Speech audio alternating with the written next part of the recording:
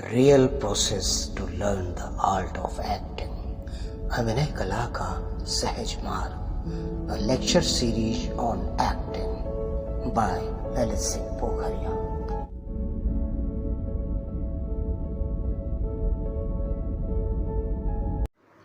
नमस्कार।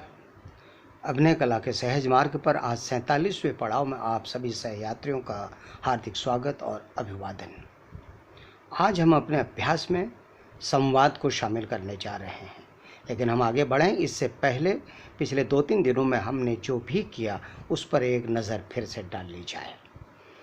अभिनय के अभ्यास में हमने छोटी छोटी इकाइयों को लेकर बहुत गहरा मानसिक और मस्तिष्क और मन वाला काम किया। क्योंकि हमने संवाद उसमें नहीं डाला था तो उसका ये लाभ हुआ कि हमारी जो मुखाकृति है या हमारे शरीर की जो गतिविधियां हैं वो ज़्यादा से ज़्यादा अभिनय परक बन सकें। क्योंकि संवाद को शामिल मिला देने से शुरुआती दौर में हम क्या होता चैनल बांटना पड़ता है, सप्लाई बांटनी पड़ती है, जिससे किसी भी एक आयाम को पूरी सप्लाई नहीं मिल पाती है तो उसका जो है विकास होने में थोड़ी सी दिक्कत होती है। सिर्फ अभ्यास की सुविधा के लिए और कम समय में ज़्यादा लाभ हो और प्रॉपर तरीके से लाभ हो, इसलिए ये तरीका हमने चुना। ठीक है, तो पिछले 3-4 दिनों में जो भी हमने किया छोटी छोटी इकाइयों में मूक अभिनय आप कह सकते हैं, उसमें हमने क्या ध्यान रखा, किन सूत्रों का अनुपालन किया, किन बातों को फॉलो किया। सबसे पहले तो हम लोगों ने ये देखा कि इंसान जो भी माफ़ कीजिएगा, इंसान जो भी महसूस करता है, जो भी सोचता है, जो भी बोलता है या जो भी काम करता है, जो भी गतिविधि करता है, उसके पीछे या तो उसकी इच्छा होती है कोई या आवश्यकता होती है। ठीक है, इसके अलावा कोई तीसरी बात नहीं होती है जो अपनी तरफ से काम किया जाता है या अपनी तरफ से सोचा जाता है, अपनी तरफ से महसूस किया जाता है या बात की जाती है, या तो इच्छा होती है या आवश्यकता होती है। ठीक है, अब इसी के साथ साथ हमने एक बात और करी थी, हमें इस कॉज एंड इफेक्ट की थ्योरी को दिमाग में रखना पड़ेगा। क्योंकि ये देखना पड़ेगा हर काम का एक कारण होता है और काम के बाद उसका एक प्रभाव होता है। तो ये मैं इसलिए कह रहा हूँ कि इंसान में इच्छा और ज़रूरत की प्रेरणा से होने वाली अनुभूति, चिंतन, बात या गतिविधि जो है वो एक और कारण से भी होती है, वो है प्रभाव से। किसी बात के प्रभाव से भी, यानी बाहर से चीज़ आती है, एक चीज़ होती है अपने भीतर से बाहर आती है, एक बाहर से आकर हमको प्रभावित करती है, तो वो प्रभाव से प्रतिक्रिया तो फिर भी हमारी करने की इच्छा या ज़रूरत हो सकती है प्रतिक्रिया की, तो हम उसको उसी कैटेगरी में रख रहे हैं। लेकिन कई बार क्या होता है, बाहरी प्रभाव से कोई अनुभूति पैदा होती है। जैसे मैं मीठा शरबत पी रहा हूँ बाय द वे, है ना, तो ये क्या हुआ, ये मुझे मीठे की अनुभूति, मीठे के ज़रिए सुख की अनुभूति कैसे हुई, बाहरी प्रभाव से हुई, कोई चीज़ पीने की वजह से हुई। ठीक है, तो इस तरीके से ये समझा जा सकता है कि एक तो अपने भीतर से पैदा होना, हालांकि वो भी उसका भी कोई ना कोई कारण होगा। ठीक है, तो ये चीज़ें हमने क्या किया था, इनको सोच समझ कर अपने छोटी छोटी जो नाट्य इकाइयाँ थी उनमें अप्लाई किया था। इसके अलावा हमने क्या और अप्लाई किया था, विश्लेषण।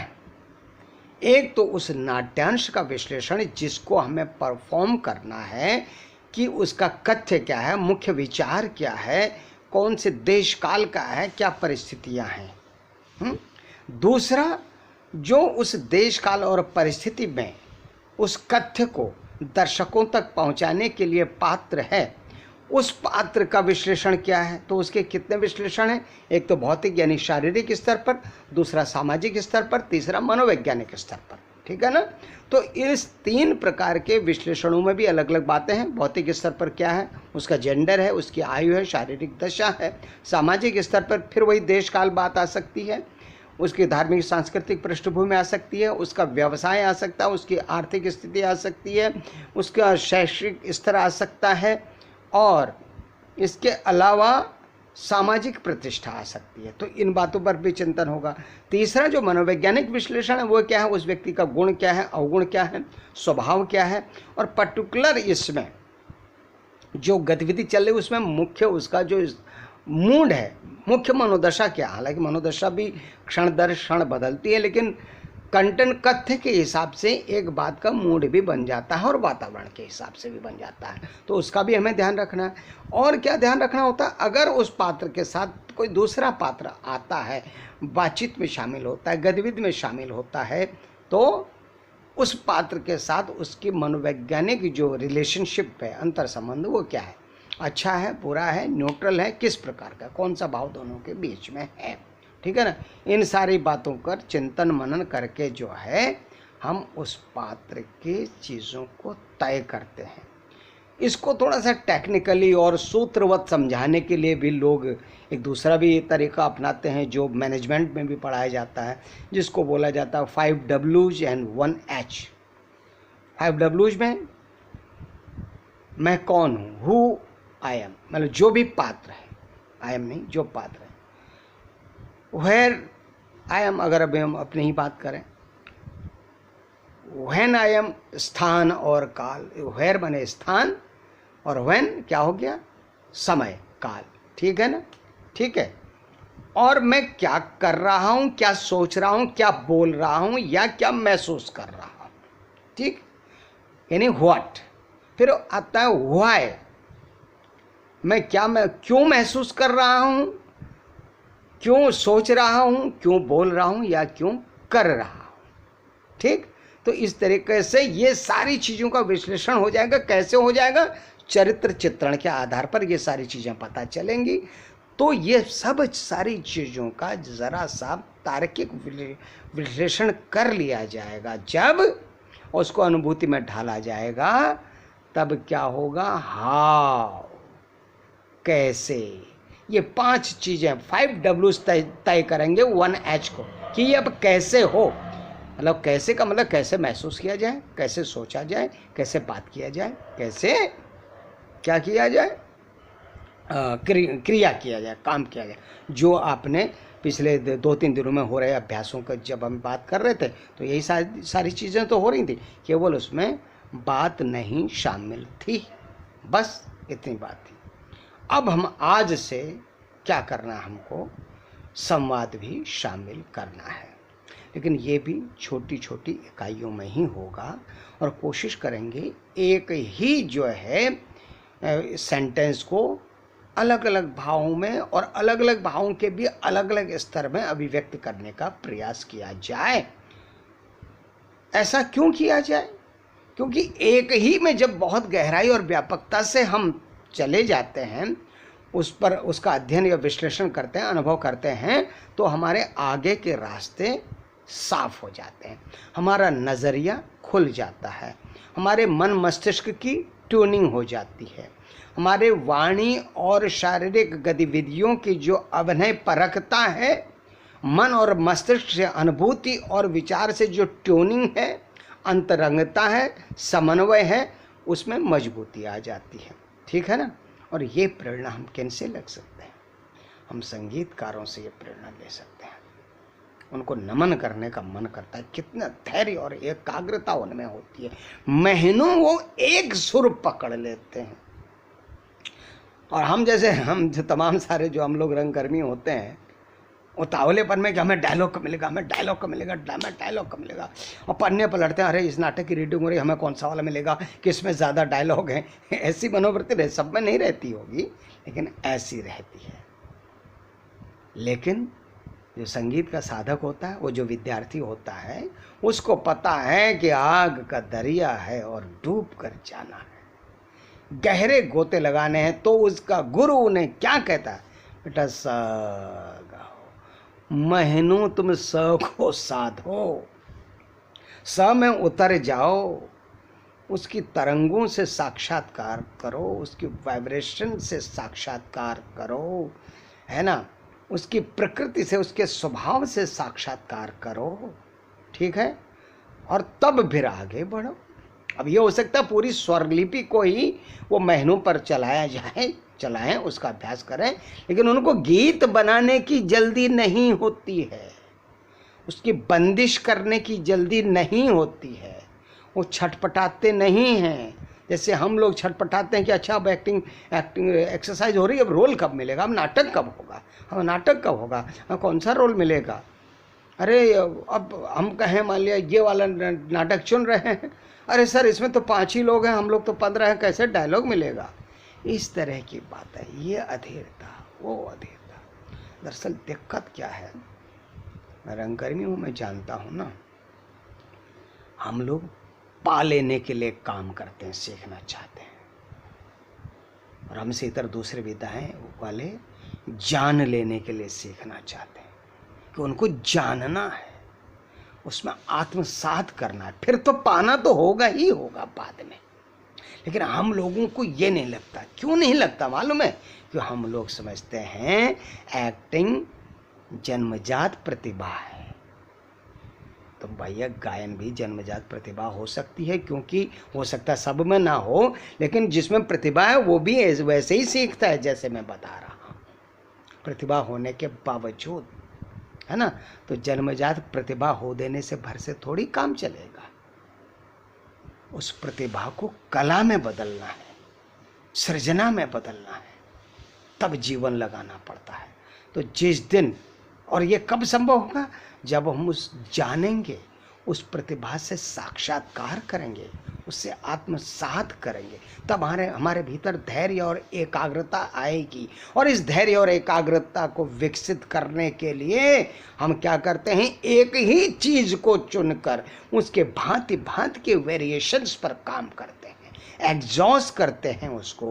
क्योंकि हमारे ज्ञानी संतों ने कहा है, एक साधे सब सध है और सब साधे सब जाए।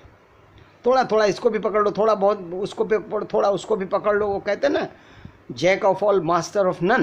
तो वो यहाँ नहीं चलता है। यहाँ एक एक यूनिट का, एक एक इकाई का क्या में जो है पारंगत हासिल करनी पड़ती है, उसे डूबना पड़ता है। ठीक, तो धैर्य और एकाग्रता, सस्टेनेबिलिटी। आप में से बहुत सारे लोग जो है क्रिकेट पसंद करते होंगे, तो आपने देखा हो एक से एक प्रतिभा खिलाड़ी जो मतलब गेंदबाजों के धज्जियां उड़ा दें, कभी कभी 0 में आउट हो रहे हैं, और उनके 0 या 10 से कम में आउट होने की जो फ्रिक्वेंसी है वो कहीं ज़्यादा है।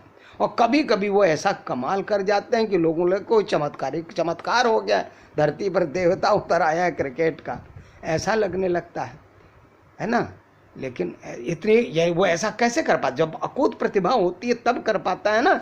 लेकिन जब अकूत प्रतिभा ही से काम चल जाना है, तो फिर वो 0 में ज़्यादा बार आउट क्यों होता है, या ज़्यादातर बार में 10 से नीचे में क्यों आउट हो जाता है? अगर केवल प्रतिभा से ही तो काम चल जाना है, तो प्रतिभा को धारण करने योग्य बर्तन, कैलिबर भी चाहिए, वो मानसिक गुण भी चाहिए, वो अप्रोच भी चाहिए, वो एटीट्यूड भी चाहिए, है ना, जिसको मोटे शब्दों में कहा जा सकता है सस्टेनेबिलिटी।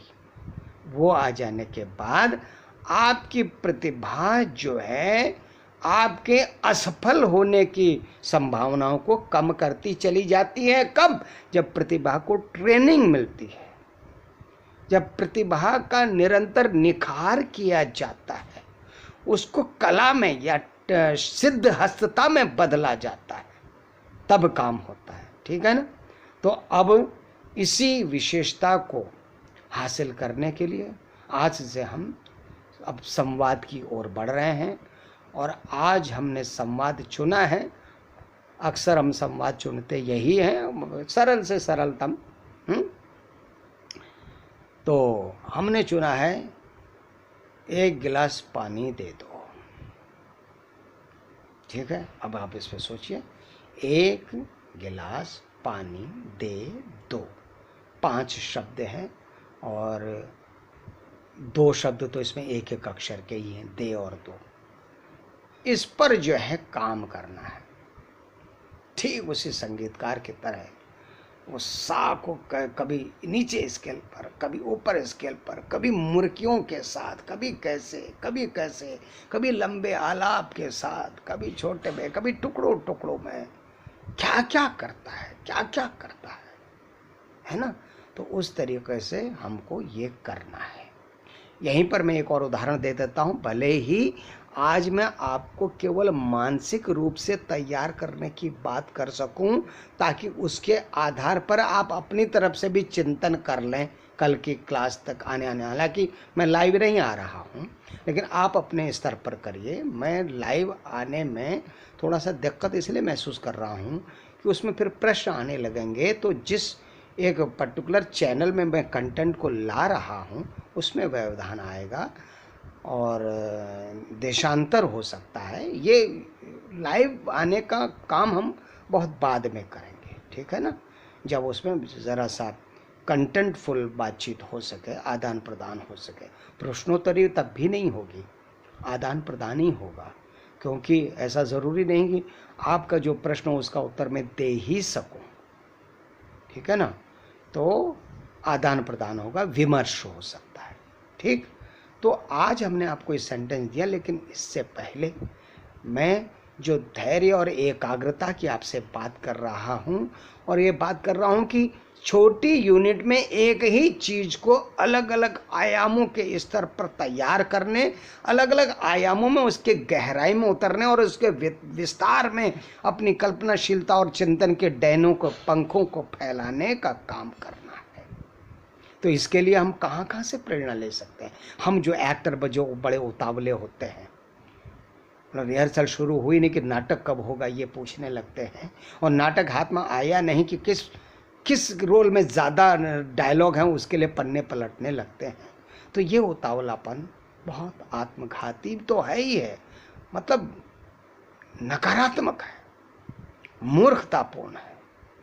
ये इस गुण को हटाने के लिए, इस दुर्गुण को हटाने के लिए हम दूसरे ढंग से मानसिकता तैयार करें, ठीक है। अब मैं फुटबॉल के खिलाड़ी का उदाहरण देता हूँ। आपने एक से फुटबॉल खिलाड़ी के नाम सुने होंगे। पेले, फुटबॉल सम्राट पेले, ब्राज़ील के सबसे पहले जिन्होंने तहलका मचाया था। एक युग था, ब्राज़ील पूरे विश्व में फुटबॉल का क्या होता था, मतलब सम्राट हुआ करता था। उसके बाद भी तमाम लोग आए, क्या कहना चाहिए, रिवाल्डो आए, रोनाल्डो आए ब्राज़ील से ही, फिर आपके मैसी हैं, या आपके जिडान हैं, या और मैं कुछ नाम भूल रहा हूँ, कभी फुटबॉल फील्ड में गया नहीं मैं, या माराडोना। अरे माराडोना, जब उन्होंने वो ओलंपिक जीता था, ओलंपिक में लोग कहते थे सारी दुनिया एक तरफ, माराडोना एक तरफ। कभी इन लोगों को आपने फील्ड पे छोड़ दीजिए, फील्ड का तो वो कौशल है, वो तो चैलेंज है, वो तो युद्ध हो रहा है, वो युद्ध कर सकने की सामर्थ्य कैसे आती है? वो इनको कभी प्रैक्टिस करते हुए तो देखे। वो एक क्षण में एक युग तक ठहर जाते हैं। आपको याद होगा 3-4 दिन पहले मैंने कहा था, क्षण में युग देखो, कण में ब्रह्मांड देखो। तो इन खिलाड़ियों को जो बहुत किसी भी सेक्टर में, किसी भी विधा में बहुत ऊंचे पहुंचते हैं ना, उन सबकी जो है अप्रोच एक ही होती है। वो कण में ब्रह्मांड देखते हैं और क्षण में युग जीतते हैं, है ना। तो देखिए कभी खुले में, कभी अपने पार्क में या टहलते हुए उन खिलाड़ियों को काम देखे, क्या करते हैं वो। पता चला एक पैर से 100 बार तो पंजे से बॉल उसने बराबर गति से, न कम लग रही है न ज़्यादा लग रही है, यूं यूं यूं चल रहा है, जैसे कि लग रहा है कि बॉल उसके शरीर का अंग हो गई है, उसकी इच्छा से चल रही है। बॉल हो गया जैसे कि उसमें चेतना आ गई है, और उसकी चेतना का और आपके शरीर की चेतना का अंतर संबंध पैदा हो गया है, और फिर वो उसको घुटने पे ले आता है, फिर घुटने से भी फिर वही करता है। चल रहा है ये, मतलब 5 मिनट बीत गया, 10 मिनट बीत गया, 15 मिनट बीत गया, बताइए उसको अधीरता नहीं हो रही है। वो धैर्य तो आई, वो क्षण में डूब के वो आनंद ले रहा है। ऐसे लोगों का एक क्षण एक युग हो जाता है, वो क्षण में युग भर की काबिलियत ले आते हैं। एक क्षण में वो युग जीने लगते हैं, तब काम चलता है, तब जीवन निर्माण होता है, तब आपकी विधा का निर्माण होता है। फिर घुटने पाया, फिर वो कंधे पे ले आता है, यूं यूं यूं यूं यूं करता रहता है, आनंद लेता रहता है ना।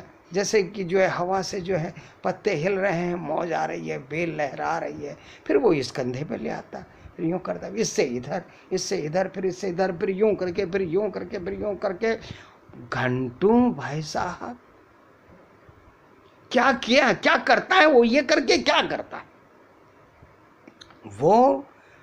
बेजानदार बॉल के साथ, बॉल के वजन के साथ और बॉल के आकार के साथ अपनी आत्मा का संबंध बनाता है,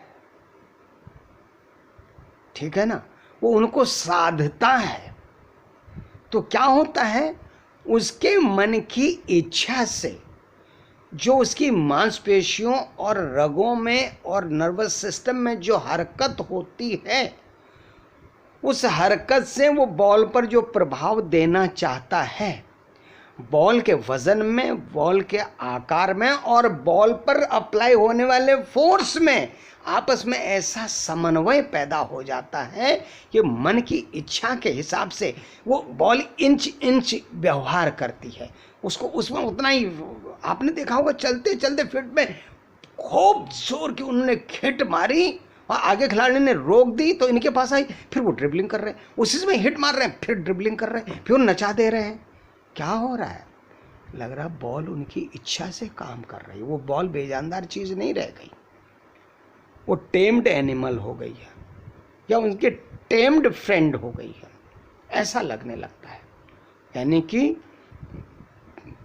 बॉल का आकार, बॉल का वजन और उस पर लगने वाला फोर्स और हमारे मन की इच्छा जो फुटबॉलर चाह रहा है, इन सब में ये सब ऐसे एकाकार हो जाते हैं कि खिलाड़ी महान हो जाता है। वो धैर्य, वो सस्टेनेबिलिटी, वो एकाग्रता और वो तादात्म्यता। आपको याद होगा एक दिन मैंने शुरुआती दौर में कमाल साहब का उदाहरण दिया था, जब कबीर जी कमाल को जंगल में घास लेने भेजते हैं तो कमाल के साथ क्या हो जाता है, देखिएगा वो एपिसोड, है ना। तो वो यहाँ होता है। इसी तरीके से आपने सुना होगा केडी सिंह साहब, जिनके नाम से लखनऊ में स्टेडियम है, जो पहले सेंट्रल स्टेडियम कहलाता था, जिन्होंने हेल सिंह की ओलंपिक जीता था, जिनकी कैप्टनशिप में ध्यानचंद जी के बाद अगर कोई हॉकी का उस उतना श्रेष्ठ उत्तराधिकारी तो केडी सिंह जी थे।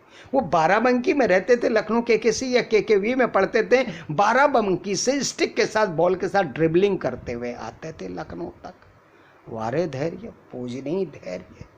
हम एक्टर्स क्या ऐसा अभ्यास करते हैं, सीधे टिप्स पूछते हैं। मैं देख रहा हूं आजकल बड़े बड़े अच्छे ग्रुप जो हैं या पेज बने हुए हैं और एक से एक महान लोगों को सामने ला रहे हैं। कोकोनट थिएटर है, मेरा मंच है, या बनारस का थिएटर है, इसमें बड़े बड़े लोग आ रहे हैं। अब भाई साहब उनमें क्वेश्चन क्या जा रहा है, को तो कितनी बड़ी विराट बातें बता रहे हैं, उसमें क्वेश्चन पूछने वाले पूछ रहे हैं मैं कॉन्सेंट्रेट कैसे करूं, अच्छा डायलॉग में वेरिएशन कैसे लाऊं। अरे भाई, इस क्वेश्चन की ऐसी कोई गुंजाइश है? आप ऐसे पूछ रहे हैं कि मेरे सब्जी में नमक कितना डालूं, इस तरह से बताया जा सकता है क्या? चलते चलते हैं आज कम कर दूं कि ज़्यादा कर दूं, मतलब ऐसा होता है, ऐसे एक्टिंग होती है। अरे सुन लो यार, वो बोल रहे हैं उनको सुन लो, पता नहीं क्या क्या मिलेगा। ये जल्दबाजी, मॉड्यूलेशन कैसे ले आऊं? हम ऊपरी बेल बूटू में फंसे रहते हैं। दिक्कत ये है, बाहर हम भीतर की यात्रा करते ही नहीं। और भीतर की यात्रा करने के लिए भीतर से विराटता चाहिए, असीम धैर्य, असीम एकाग्रता और तलहटी में गोता लगाने की कुव्वत चाहिए। ये प्रवृत्ति से होता है। मैंने एक दिन आपसे और कहा था, प्रतिभा से नहीं। प्रतिभा कितनी भी महान हो, उसके अनुकूल प्रवृत्ति ना हो तो फिर बेकार हो जाता है। तो हम एक्टर्स को प्रवृत्ति सही करनी है ना। तो इस तरीके से, और वो कहाँ कहीं बाहर नहीं जाना है। फिर हम भटकेंगे लाइब्रेरीज में, फिर हम भटकेंगे आर्काइव में, फिल्म के या वीडियो रिकॉर्डिंग्स के आर्काइव में, फलाने एक्टर ने क्या किया था, फलाने डायरेक्टर ने क्या किया था। वो बहुत दूसरी चीज़ है, वो बड़ा लाभ करेंगी। लेकिन पहले हम अपने भीतर उतर कर अपनी था तो पालें। अपनी था नहीं पानी, था बढ़ा देनी है। बूंद को समंदर बनाना है, कण को ब्रह्मांड बनाना है ना, क्षण में युग जीना है। ये था विकसित करनी है, तब सारे काम आएंगे। तब दुनिया भर के आर्काइव भी काम आएंगे, दुनिया भर के पर्सनैलिटीज़ काम आएंगी, दुनिया भर के नाटक काम आएंगे, आएंगे ही आएंगे, है ना। तो इस तरीके से मैंने जो है आपको आज केवल चिनगारी दिखा के, क्या थी कि एक गिलास पानी दे दो। इस एक गिलास पानी दे दो कहने के काम को शुरू करने से पहले जो इतनी सारी बात करी मैंने, ताकि आप कम से कम इस बात का अनुमान या आशंका तो अपने भीतर पैदा कर ही लें कि भैया इसमें बहुत काम करने वाला होगा। एक गिलास पानी दे दो, इस छोटी बात के को शुरू करने से पहले इतनी बड़ी बातें करी जा रही हैं, तो इसका मतलब ये बहुत बड़ी बात होगी। जी हाँ, कोई काम छोटा नहीं होता। हम अपने काम को जितना बड़ा मानेंगे उतना ही विकास की, उतना ही विकसित होने की संभावनाएं बनेंगी। डेस्टिनेशन जितनी दूर होगी, यात्रा उतनी ही लंबी होगी, और यात्रा लंबी होगी तो अनुभव और ज्ञान भी उतना ही ज़्यादा होगा।